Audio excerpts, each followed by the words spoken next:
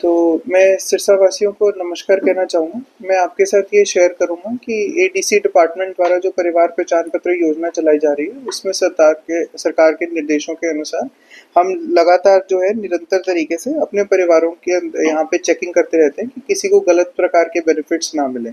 तो हमारी रिसेंट कार्रवाई में ऐसे 120 परिवार सिरसा में सामने आए हैं, जिनकी इनकम पोर्टल पर गलत दर्शाई गई थी और उन्हें इसके कारण जो है सरकार द्वारा अलग-अलग तरह के बेनिफिट्स प्रोवाइड करे गए थे। इसके अंदर काफ़ी परिवार ऐसे भी हैं जिनके पास एक 4 व्हीकल वाहन पाया गया है। कई परिवारों के पास ट्रैक्टर पाया गया है। 10 परिवार 120 परिवारों में से ऐसे हैं जिनके दुकानें चल रही हैं और व्यवसाय हैं। 50 जो परिवार हैं वो एक काफ़ी बड़े समृद्ध घर में रह रहे हैं, जो कि 2 मंजिला मकान है जिसमें फ्रिज, एसी वगैरह है।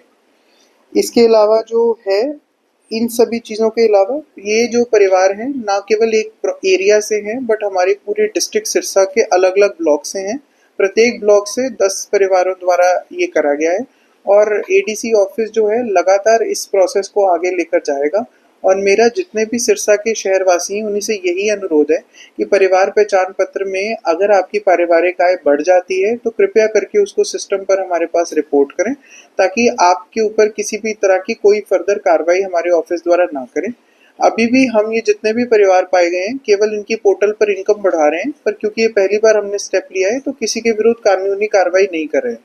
बट सरकार के द्वारा गलत बेनिफिट्स को ग्रहण करना भी एक कानूनी गलत कदम है। तो मेरा सिरसा वासियों से यही अनुरोध है कि अगर किसी को इसी प्रकार के बेनिफिट्स आ रहे हैं या आपको कोई व्यक्ति कहता है कि वो गलत तरीके से आपके बेनिफिट्स लगा सकता है, तो कृपया करके एडीसी ऑफिस में उसकी रिपोर्ट करें और अपने आप को सुरक्षित रखें। सर, फिलहाल सिरसा में कितने परिवार हैं जो पीपी से बेनिफिट ले रहे हैं सरकारी योजनाओं का? कितने प्रतिशत है हमारे विक्रम?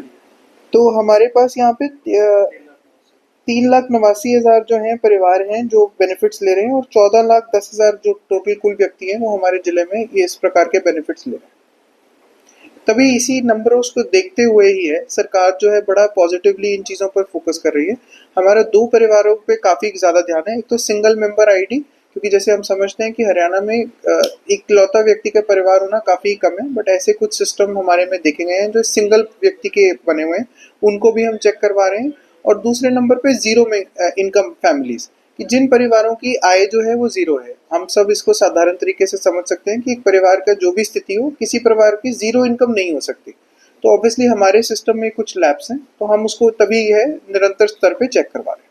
2 मंजिला मकान वाले भी इसके लिए एलिजिबल हैं? 2 मंजिला मकान जिस स्थिति में है, मैं स्थिति को भी उसमें साथ में थोड़ा गहन करूँगा कि अगर आपके परिवार में एक नीचे व्हीकल खड़ा हुआ है, आपके परिवार में फ्रिज है, 2 एसी लगे हुए हैं, किचन अच्छी तरह बनी हुई है, आप 3-4 व्यक्ति अपने परिवार में रह रहे हैं, तो हमारी नज़र में हमें नहीं लगता कि आपकी पारिवारिक आयु जो इनकम होगी वो 1,80,000 होगी।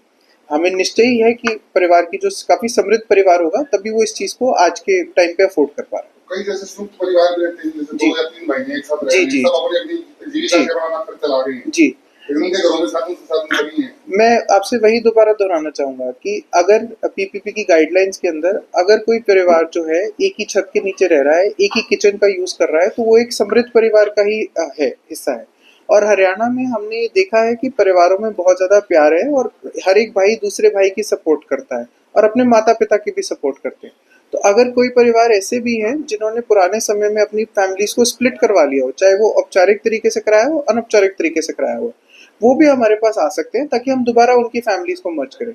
और हमें ये भी ध्यान रखना चाहिए कि सरकार के जो बेनिफिट्स हैं, जो पंक्ति में अंतिम व्यक्ति खड़ा है, उस तक लेकर जाना बहुत ज़रूरी है।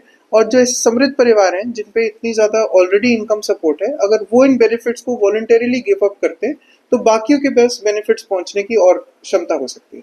तभी हमने जो है टारगेट मोड पे ये 120 परिवारों की इनकम को बढ़ाया है और हम यही चाहते हैं कि रादर देन हम इस प्रोसेस को आगे लेके जाएं, जो सिरसा के व्यक्ति हैं वो खुद आकर अपनी इनकम्स को ठीक करवाएं ताकि ये प्रोसेस आगे बढ़ सके।